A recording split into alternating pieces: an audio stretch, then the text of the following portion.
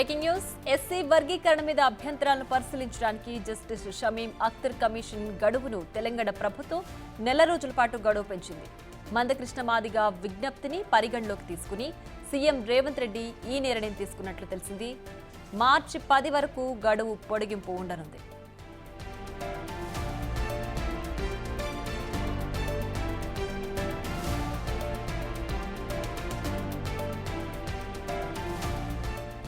ఇక మరింత సమాచారాన్ని మా ప్రతినిధి వాసు ఫోన్ లైన్ లో అందిస్తారు. వాసు,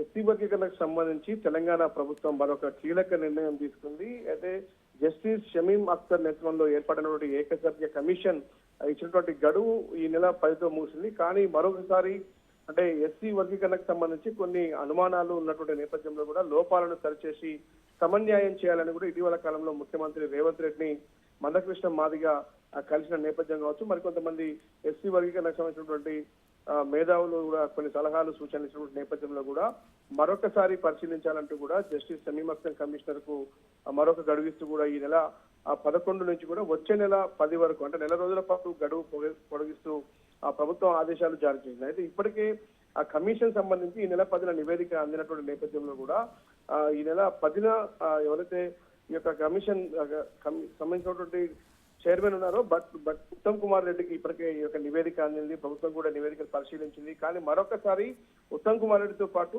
రేవంత్ రెడ్డిని ముఖ్యమంత్రి రేవంత్ రెడ్డితో పాటు మరికొంతమంది కీలక నేతలను కలిసి మందకృష్ణ మాదిగ ఇప్పటికే పలు అంశాలపైన, ఎందుకంటే ఏబీసీ వర్గీకరణకు సంబంధించి ఇప్పటికే 59 ఉపకులాలతో కలిపి ఏబీసీ వర్గీకరణ చేశారు. కానీ దీన్ని స్వాగతిస్తున్నాం, కానీ కొన్ని అభిప్రాయాలు మాకున్నాయంటూ కూడా ఇప్పటికే బి కేటగిరీలో ఉన్నటువంటి ఎస్టీలకు సంబంధించి 9% రిజర్వేషన్లు కేటాయించారు. కానీ దాన్ని 11కు పెంచాలని మందకృష్ణ మాదిగ డిమాండ్ చేశారు. ఇక సిలో ఉన్నటువంటి మాలల విషయంలో మరికొంతమంది వెనుకబడ్డ కులాలను యాడ్ చేశారు కాబట్టి వాళ్ళకు కొంత అన్యాయం జరిగే అవకాశం ఉంటుందన్న విషయాన్ని కూడా చెప్పారు. ఇక ఏలో కూడా కొంతమంది ఉన్నత వర్గాలకు సంబంధించిన వారిని చేసినటువంటి నేపథ్యంలో కూడా వాళ్ళకు కూడా అన్యాయం జరిగే అవకాశం ఉంటుందంటూ కూడా, కానీ ఏబీసీ వర్గీకరణకు సంబంధించి చిన్నపాటి లోపాలు ఉన్నాయి, వాటిని సరిచేయాలని కూడా మందకృష్ణ మాదిగ ముఖ్యమంత్రితో పాటు చైర్మన్ ఉత్తమ్ కుమార్ రెడ్డిని కూడా కోరినటువంటి నేపథ్యంలో ఆ కమిటీకి కోసం చైర్మన్ గా ఉన్నటువంటి ఉత్తమ్ కుమార్ రెడ్డికి కూడా కోరినటువంటి నేపథ్యంలో కూడా మరోసారి ప్రభుత్వం పునఃపరిశీలన చేసి కూడా మందకృష్ణ మాదిగతో పాటు మరికొంతమంది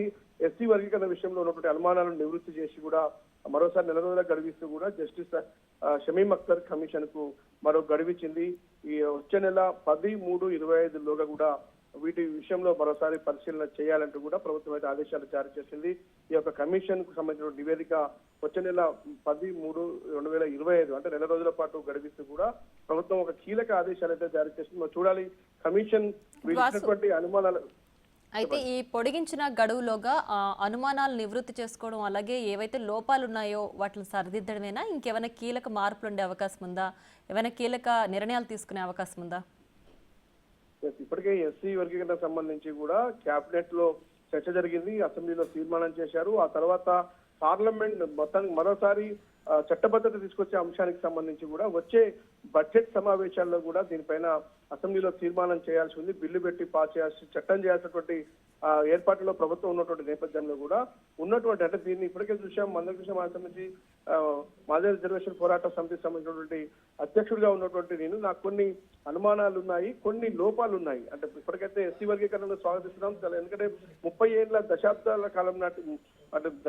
కాలం నాటి మా యొక్క సమస్యను కాంగ్రెస్ ప్రభుత్వం నెరవేర్చినందుకు రుణపడి ఉంటాం, ఖచ్చితంగా కృతజ్ఞతలు తెలుపుతున్నాం. కానీ కొన్ని లోపాలు ఉన్నాయి. అంటే కొన్ని 59 ఉపకులాలను గుర్తించినప్పటికీ కూడా దాంట్లో ఏబీసీ వర్గీకరణ విషయంలో కూడా కొన్ని కులాలను అంటే ఒక వర్గంలో చేరాల్సినటువంటి వారిని మరొక వర్గంలో చేర్చారంటూ కూడా కొన్ని అభిప్రాయాలతో పాటు ప్రధానంగా ఎస్సీలకు సంబంధించి రాష్ట్రంలో అధికంగా ఉన్నటువంటి ఎస్సీలను బి కేటగిరీలో గుర్తించి కేవలం 9% రిజర్వేషన్ మాత్రమే కల్పించారు. అంటే 59 ఉపకులాలకు సంబంధించి ఏబీసీ వర్గీకరణ చేసి 15% రిజర్వేషన్ ఓవరాల్ గా కల్పిస్తే కేవలం మందకృష్ణ మాత్రం 9% ఉన్న రిజర్వేషన్ ను మాదిగలకు సంబంధించినటువంటి గ్రూప్ ఏదైతే బి గ్రూప్ ఉందో దానికి సంబంధించి 11% రిజర్వేషన్ పెంచాలంటూ కూడా ఆయన ఒక రిప్రజెంటేషన్ కూడా ఇవ్వడం జరిగింది. దీనికి సంబంధించి పలువురు ఎవరైతే కేబినెట్ కమిటీ చైర్మన్ గా ఉన్న ఉత్తమ్ కుమార్ రెడ్డితో పాటు మన షమీం అఖ్తర్ సంబంధించిన వారికి పలు సూచనలు చేశారు.